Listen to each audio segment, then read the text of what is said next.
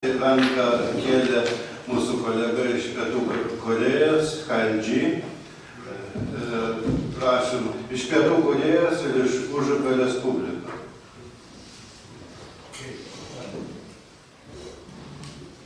I never participate such a serious discussion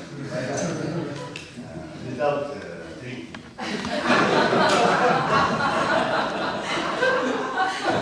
Okay, I will try to say something because it's an obligation. We talked about canonical form. But each country and each culture area has their proper canonical form. You talked before. You talked about the European canonical form, I think. And for example, in China, they have their own form, traditional poetic form, and then in Japan, especially Japan, haiku is very, very important. But say the reality, say the truth. And I remember at the beginning of 20th century, one philosopher, Spanish philosopher, the mass, they cannot understand the art, and the small people, they selected by the art, they understand. And he say, for example, Picasso and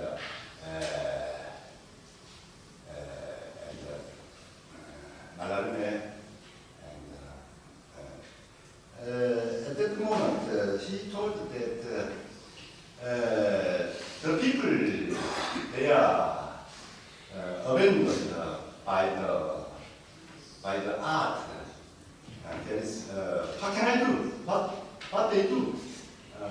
There is two solutions. One is try to understand the art, very difficult. And the other, if it is possible, it's much easier to shoot the artist who produce such difficult things. And anyway, at the beginning of 21 century, I think the art is abandoned by the people. We are too serious. Still, we are very serious. But the people doesn't like poem. For example, in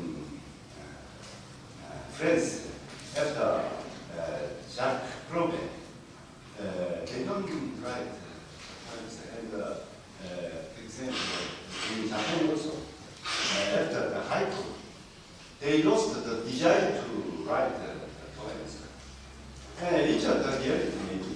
And I published 2 collections of poems, but in America, they print only 500 copies. And in France, 300. Yeah. So, America is big. yeah? America is big. Yeah, maybe. In France also, and in Japan also, same phenomenon. And each of the reality, I think, and then let's talk about the canonical form. When Aristoteles write his poetic, why it is necessary for the effect, for readers, if they make this form, it is very effect for my English is always poor, so I'm sorry. And anyway, traditional form, it's why it was necessary. Because for leaders, it has a simple example, so my speech is always not so serious. I don't go right. Please switch off your mic. Yeah, but now Ludwig is waiting on live. Okay. Yes. I'm sorry, forgive my poor English. Yes, as you know, we have a very short form of poem, haiku. He refers to mention that the haiku. But haiku has a very strict count. And so, following to the canon, it is rather easy to make a haiku. Because the form is first, and the content maybe next. So, if you make a solid form, you can make a kind of haiku. Now, I want to change my topic. Today, everything comes to be so-called borderless, under the name of universalization or globalization. And the more borderless, the more necessary canon is, I think. So, canonical idea of poem is very necessary today for when we write our poem. But on the other hand, today our spiritual world is very complicated and sophisticated. Too much complicated, too much sophisticated to depend upon the canon. I think nowadays, canon could not exist no more. So much sophisticated spiritual thing cannot be described according to the canon.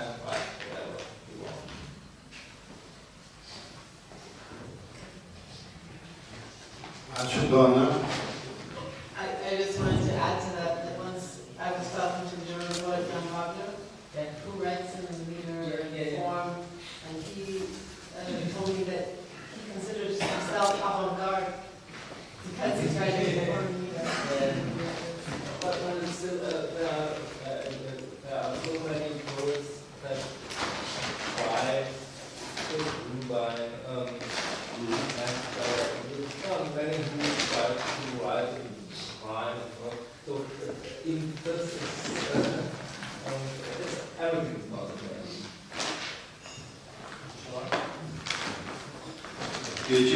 Yeah, just a little follow-up on what you said about haiku. Haiku, as you know, is basically a three-line, very short poem, consisting of syllables like 5, 7, 5. That goes ta ta ta ta ta ta ta ta ta ta ta ta. But this, which is a genre that's about 250 years old, is itself a revolt against the former existing canonical form of waka, which goes in syllables of 5, 7, 5, 5, 5. So haiku, 7, 7. So haiku has taken the first three lines and taken it as an independent element to express or describe what you see in front of you. So it was itself a modernism, in a sense, because waka has a tradition of more than 1,000 years old. And the problem is, when we begin to write in modern Japanese, which is a language that has gone through a tremendous change after Japan opened her door to the Western world in 1868. So Japanese, I think, is probably one of the languages that has shifted very much in any element that you can name. We tend to follow this rhythmic pattern of 5-7-5 or 7-7-5-7, whatever. You know, if you are not very careful about not to use that, you are easily fallen into this kind of pattern, and which is itself a repetition of an established sentiment, an established worldview, or what you feel about nature. And so the past, the Japanese modern poetry of past probably 70-80 years was a constant struggle against this kind of patternization. On the other hand, as I said, haiku itself is a modernism, in the sense that it is a revolt against the older existing form and also the breaking of this form. And this kind of modernism itself continues on and on. Whatever canon you set, there is a revolt against that canon. And this will be really a dialectical process that goes on and on forever. Which is a sense that Jean-François Lyotard used the word postmodern, which is often mistaken, but in Lyotard is a pure continuation of modernism. And once this movement of modernism begins, I don't think there is a way out for us. We just continue doing it. We want to do something different. We want to do something that nobody has done before.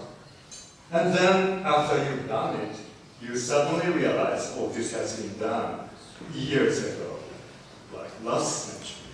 So constant retrieval, constant retrieval and recovery of the traditional source.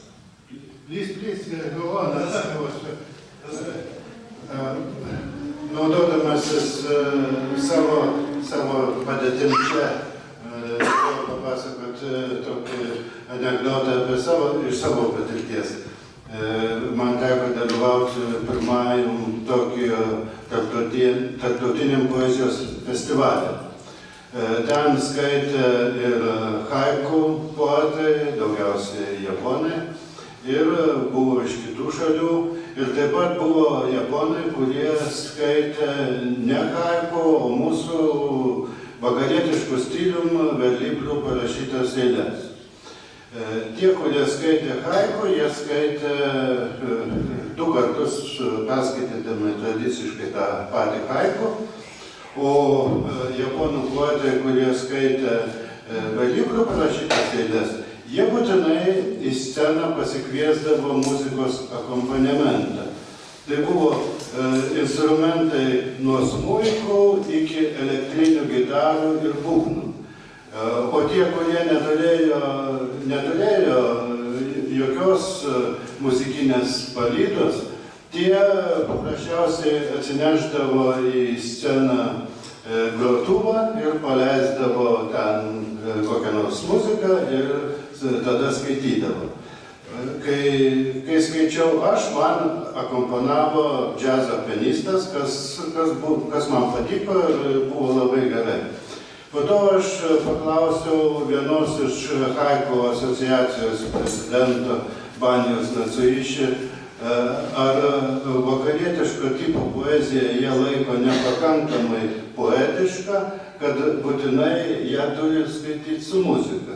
Jis pagalvojo ir pasakė, kad tam tikra prasme taip. Taigi, antras mano pastebėjimas, man teko dalyvauti keliose haiku festivaliuose.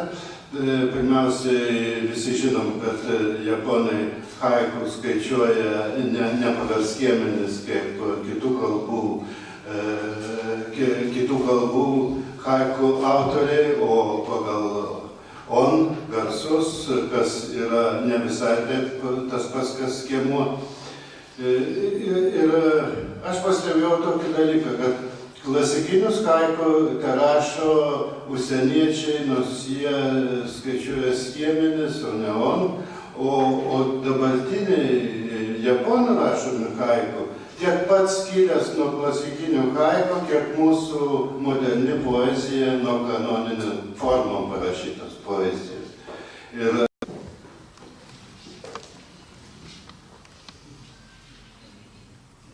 May I join the discussion? now, Keiichiro, and then George. Sure, I will be very brief.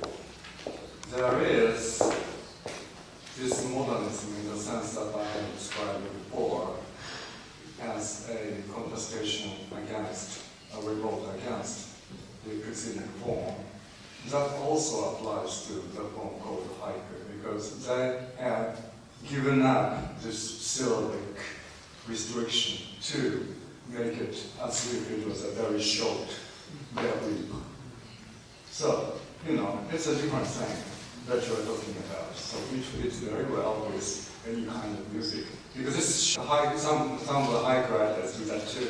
So anything goes. No, George. I want to Push the button, then push the button. And, for example, we talked about only haiku, but in Oriental country, for example, Tang dynasty, they had some different canal form, the poem, and it's very important for influence to Eliot and Ezra Founder, I think. So they found this is completely different method, completely different form, the poems. So, which for Western poet, modern poet, the poem of Tang is very important lady. So, what is the really canonic form in the world? I don't imagine. I cannot imagine the real canal form. What is this? George. Me? I'll be quick. No. I don't know to whom to show it. There are two ways of looking at the question of poetry. One is to say, what news do we say? And the other is how do we tell some kind of truth? Truth to our conditions, as we are. And that, by definition, eventually has to be new.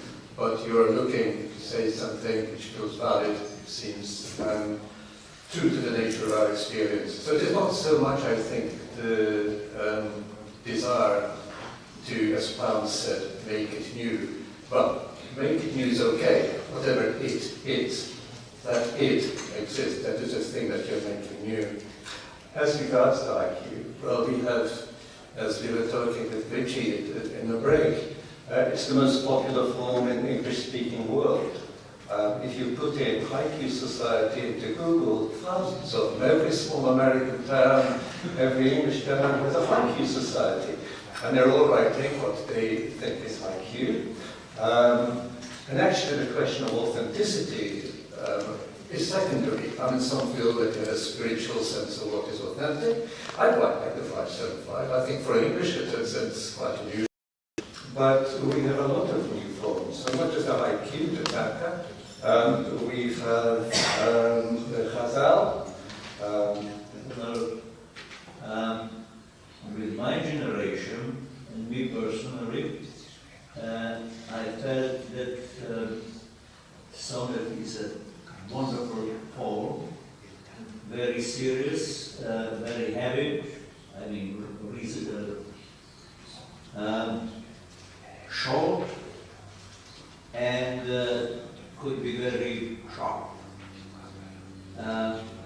So I started writing sonnet, but I couldn't write like my predecessor, the great classic of Serbian literature, who was a great sonnetist, even so important that he influenced the Russian literature and the writing of sonnets in Russian literature. That's true. And I felt there was another how and another what.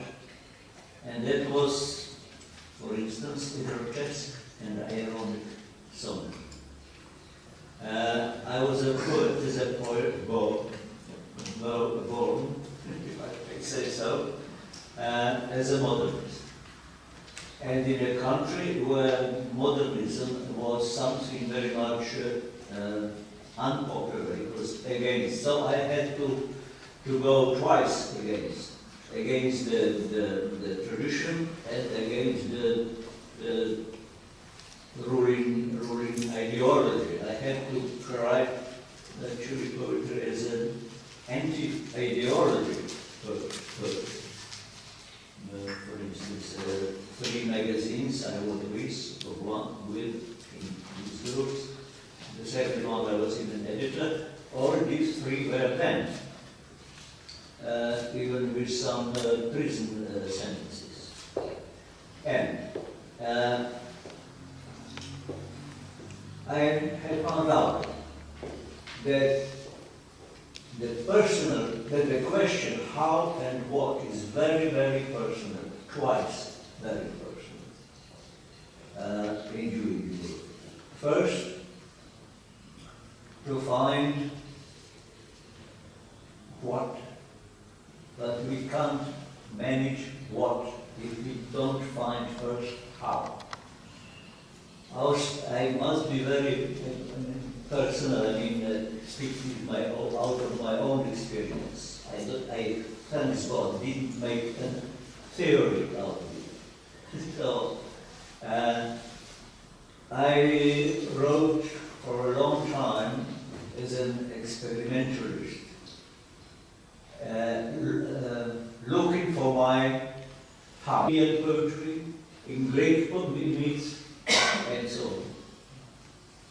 These were only fragments covered with many levels, especially of the Christian, of the Catholic, especially Catholic, which came in the recatholicization in the 16th century, because Slovenia was for several times a Protestant country, and that still in a way still is in our mentality. I discovered I call them motifs. Actually not motifs as such, but fragments. What to do with that? I tried as a man born who have been found in a certain place, in a certain language, that I should express myself and my own situation and situation of the time of the problems in those country people in this time. And I wrote a song poem of used words. That was the title of the collection. So I tried to express through the fragments and under the title of the folk song, different variations as I have found in the collection of the Slovenian folk songs. There is one title, for instance, their lover comes to fetch his love, his girl. The dad comes to take alive. That's one motive. Another, for instance, was a drunkard goes from the home and kicks his bone he found on the road. This suddenly came to me as motives I knew from my own personal experience. I was a child during the war, but I had seen or heard or during my family experienced, death and fear and violence and all these things. And this is still not clear in my country. But that was not enough. I have found in a language which is my mother language, I found my own language. And then I was happy enough to use this experience further on. It was in this book I wrote and published in 1970.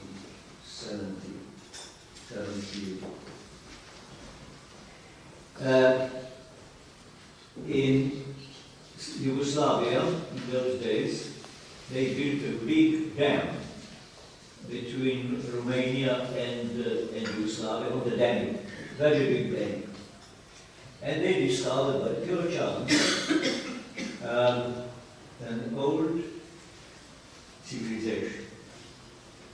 An old civilization on a place called Lepenski Vir. That's a Serbian place about 200 kilometers along the Danube from Belgrade down north.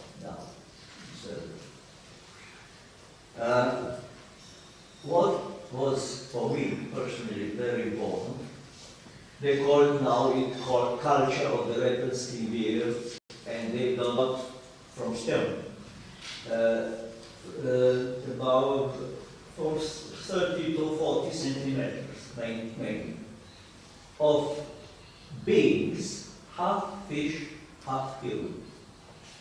Body fish, the face human. And this face, the mouth was wide open, like in a horror or in some fear. The mouth, the eyes wide open. I mean, the statue so much affected me that I felt I should give to these statues a voice. And I tried to do that from my own time, which was the 70s, and my own place, which was in that case not only Slovenia, but already the planet.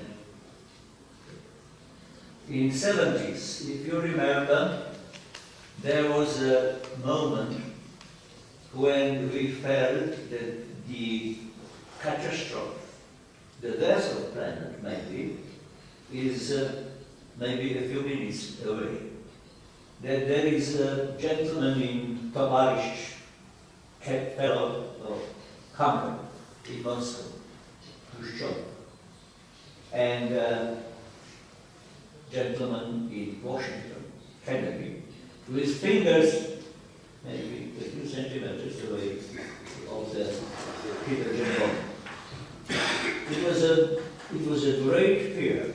It was fear, especially I believe in Japan, who knew what that means.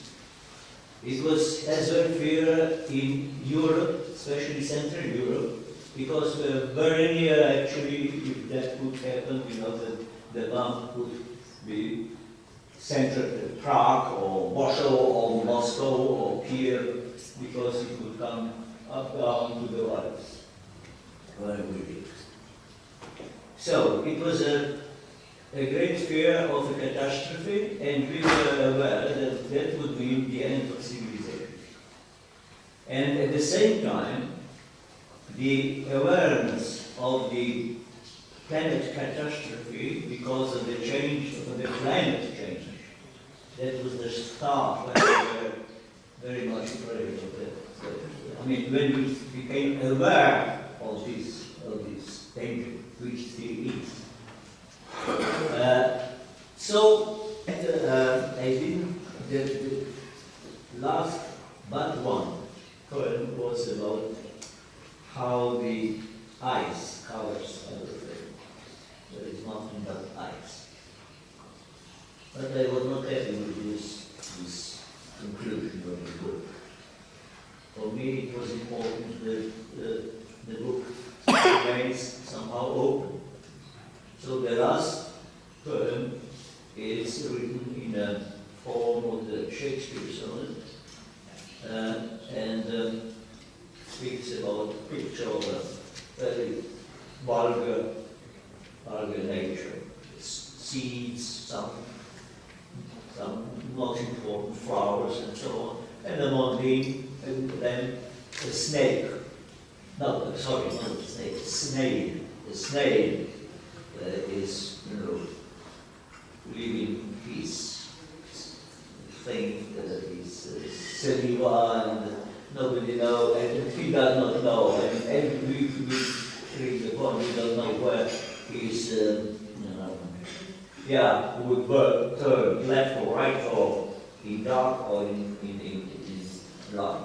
So it is anyway a hint that there is a light still. So I was happy with that ending. Just to end this thing, I would like to say that I found what and how happily, and if I can, in a way, say that this was probably really well done, because this book is a collection, translated now in several languages. With an exception. Usually there are selected poems.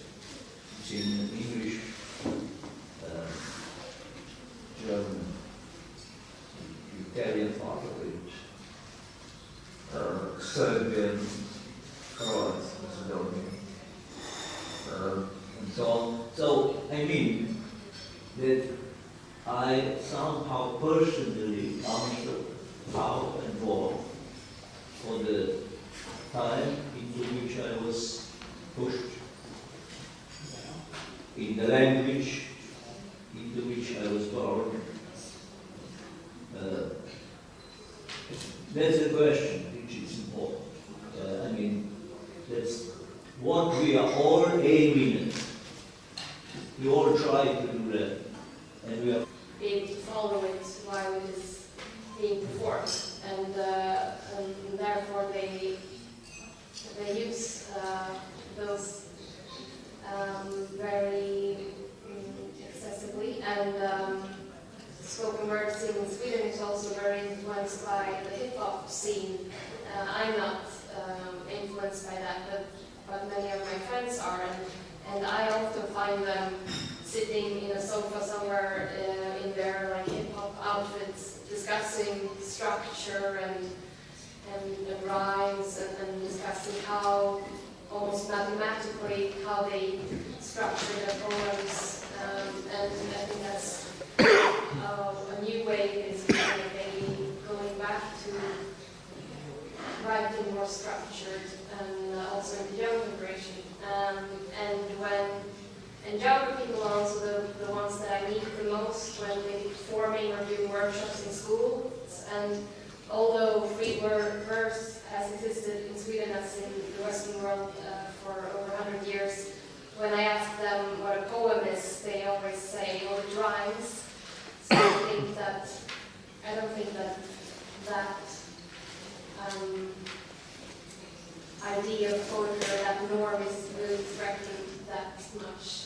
It's apparently very alive, and maybe that's also why younger poets, when they write their first work or want to stand on stage in a poetry slam competition, that they, I think naturally, many of them want to do something else. They want to do something, they want to break free from that. So I think that's why maybe free verse is still very popular among young people.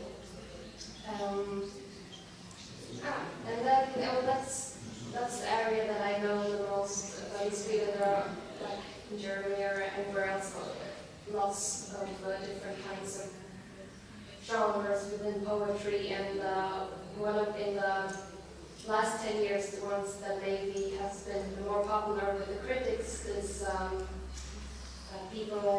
poets writing in the tradition of, or building on the tradition of language poetry from the 60s. And those poets are rather, I don't know, I'm not an expert, but as I interpreted, they're rather writing against rhythm or trying to deconstruct the natural rhythm within language and to break free from that. So. In English, at least, I mean in the Dorothy, I was very curious about your story. Because it happened that I was last 2 years, and 1 year I still wait for me in a jury for the best civilian collection of a year. And of course, the our generation mostly get it, at least the best, got that award, which is very precious because it's a award from professionals, I mean, from poets. And I had to find out that each is the best. The 5 we had to nominate, and from these 5 then the winner. Were mostly young generation. And each one has, if it was really poetry, has to find how and what. Laura was speaking about that. And for instance, from the canon, interesting that a lot of call of certain bitterness, which of course is in a place and in the time. And for instance, they, instead of rhymes, they found the richness of consonants, which Hopkins was given to the English poetry many years ago. And they are looking for these many meanings of a certain word, of a certain syntax, of a certain connection of 2 words, for instance, which means many things. And they play on these, but this play is quite serious sometimes. So they have been found in this their own heart and more. I mean, it's fantastic experience. So that's what I meant when I said after 100 years, you know, we will start, they will start anew this discussion, and it will be fully well. It's very difficult to write this movie present day poetry.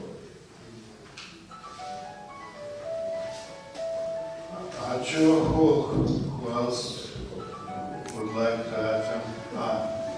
Please, Paulina.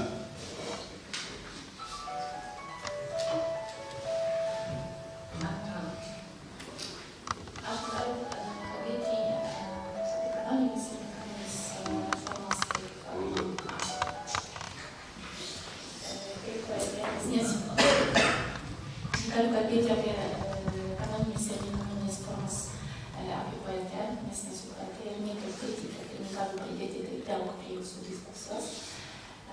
Bet gal ir nepasakysiu daug, ko jūs nežinotumėte, bet galiu pasakyti, kaip tai atrodo iš vertėjos požiūrio, ir faktas. Suprantama, ką Kanoninės kartais sakė apie kanoninės formas ir kaip po to traukas iš Anglijos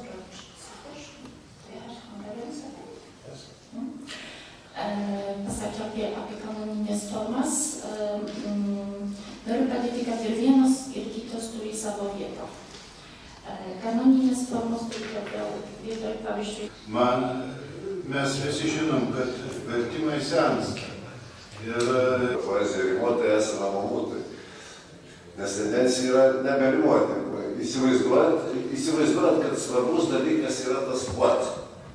Tas, ką poetas sako. Bet aš manau, kad nėra taip, kad tik tai kas yra svarbu. Svarbu ir kaip. Ir šiaip jau poezijoje ko gero vis dėlto. Kartais aš galvoju, kad jeigu žmogus neturi ką pasakyti, tai tada ir tas kaip nebeįdomu. Bet šiaip tas kaip yra nekiek nemažiau svarbus kaip kas.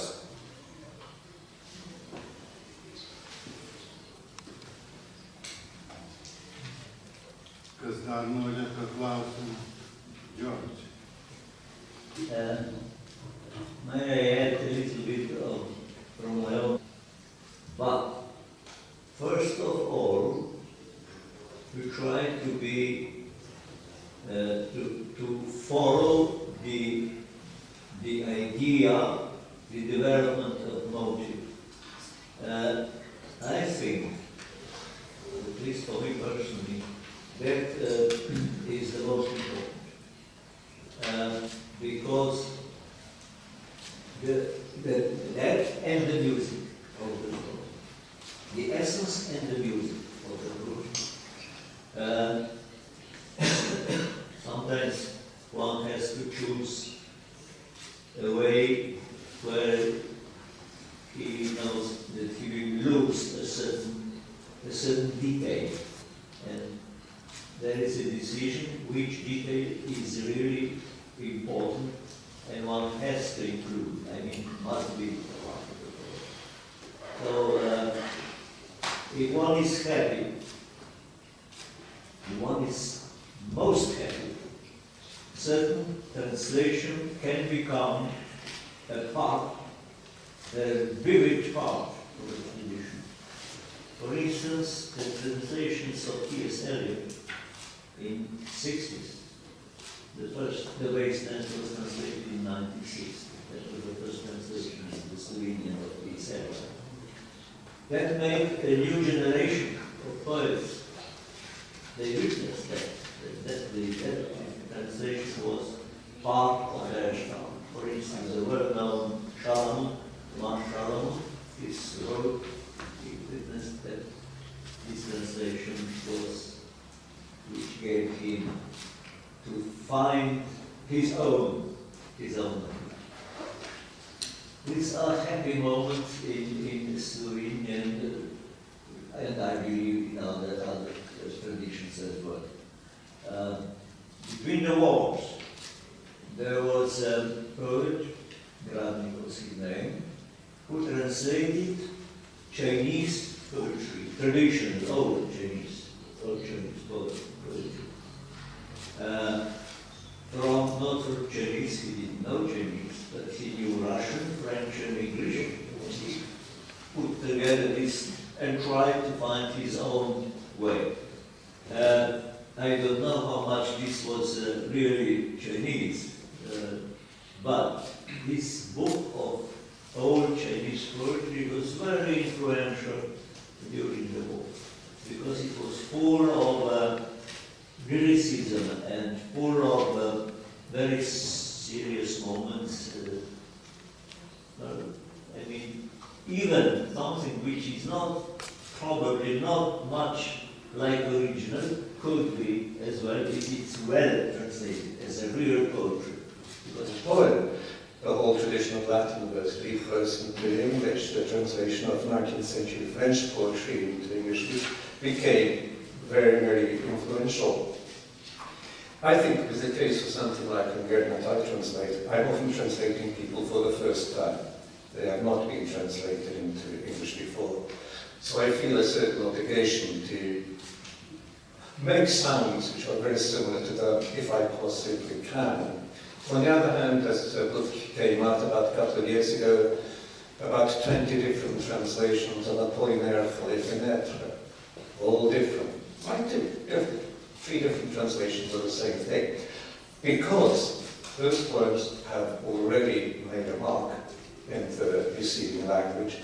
in this case in English.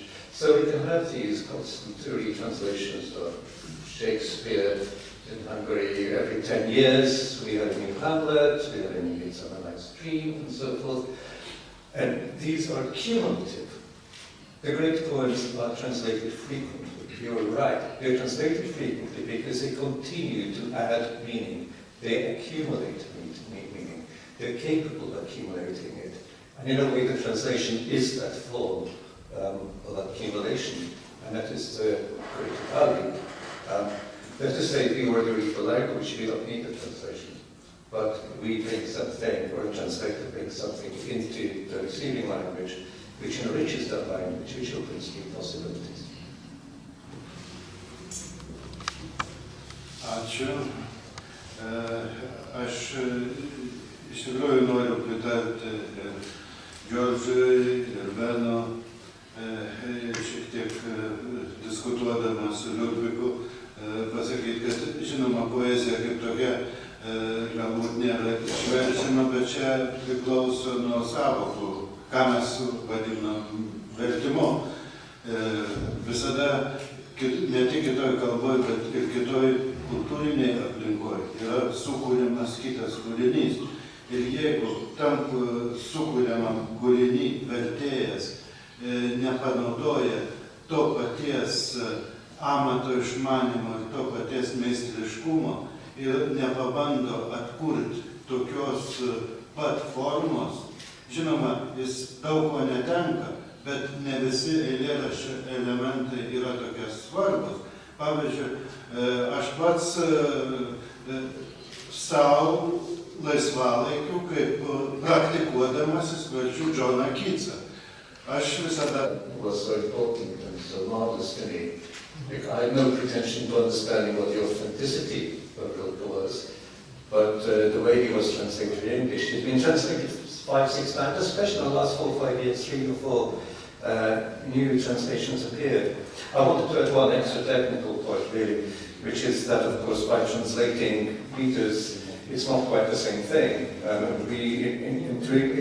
We don't get the translation of hexameters and Alexandrines into English because these are very uncommon and not often very successful.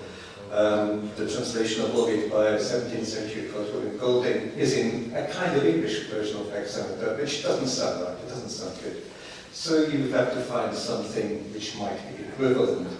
So, for example, Alexander Pope in the 18th century translated Homer into rhyming heroic couplets. And it doesn't sound like, I can't read Homer original, but it doesn't sound like the other forms of Homer that I have read. But these translations don't cancel each other out. One doesn't wipe away the other. One says, here's a way of reading it, and here's a way of presenting it. Then you read another, and you think, well, that's a great corrective. The great Greek poet Kalatis, when I was very young, I was 17 or 18, I can't read Greek. I was reading came in English translations by the Americans Keeley and Sherrard. And I fell in love with these poems. I thought they were marvelous. But I had a friend who did speak Greek, and he said to me, but those are no good, you should read the translations by John Maverick or Bantu. So I did, but I had fallen in love with the other ones. I was in love with the first set of translations, and they seemed like something real to me. So we form these emotional attachments to the translations, not on the basis of precision or accuracy, but because they strike us as powerful poems in our language. They become part of our bloodstream. They are poems by Catullus. There's an opposite book about poetry in English translation, which have 5 different translations of the same little Catullus. Each of them has appeared as an English poem in the works of the authors from the 16th century to the 17th century. There's something miraculous about this. It is not an academic matter, it's not a competitive matter even. Some translations, if you don't like a translation because it just doesn't sound like a poem, you want it to sound like a poem, you can't quite check what sort of poem it is. I'll give you one last example, I'll shut up, which is brilliant, it's marvelous. It's now very hard for anybody else to translate this poem, because that has made a mark in the English language. And it's no point resenting the fact that it's not just like the original. Nothing will be like the original. Not even another reader's reading will be like the original, whatever that original thing is. You are trying to come to terms with what you perceive in this strange thing as a poem. You're trying to feel it and understand it as a poem. What is it that makes it a poem? You begin to move it into your own language, and you hope it begins to sound like a poem as much as like original as possible. And if that means that you can reproduce certain things, you can reproduce something as international as a sonnet, because there is English tradition of that, as every European country has a version of that. Certain things are more difficult. But it's all been possible. It's all been possible. But that's why we do it. We do it because these things are, the results can be marvelous. You want to read them.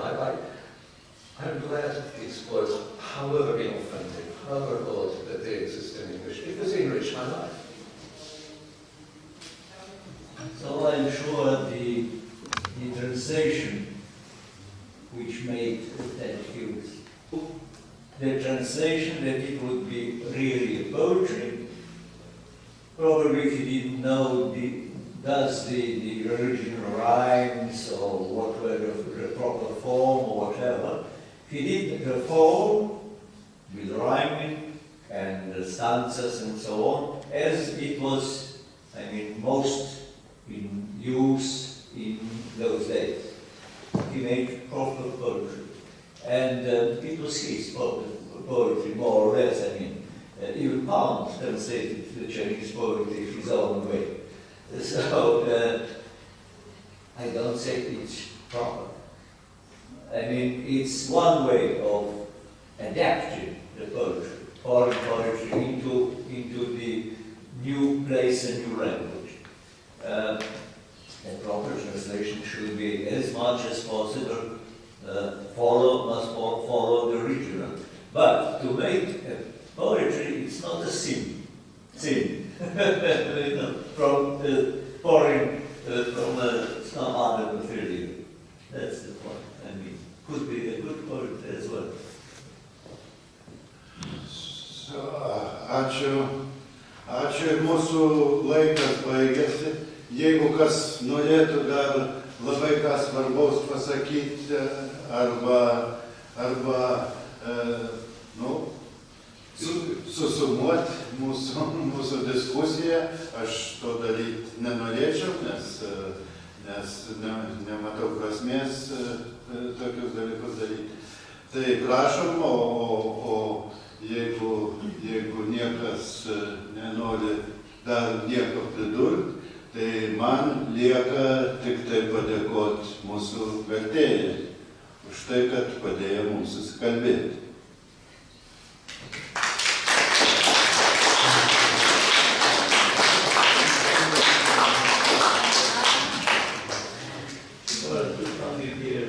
Thank you very much for the discussion. Thank you very much.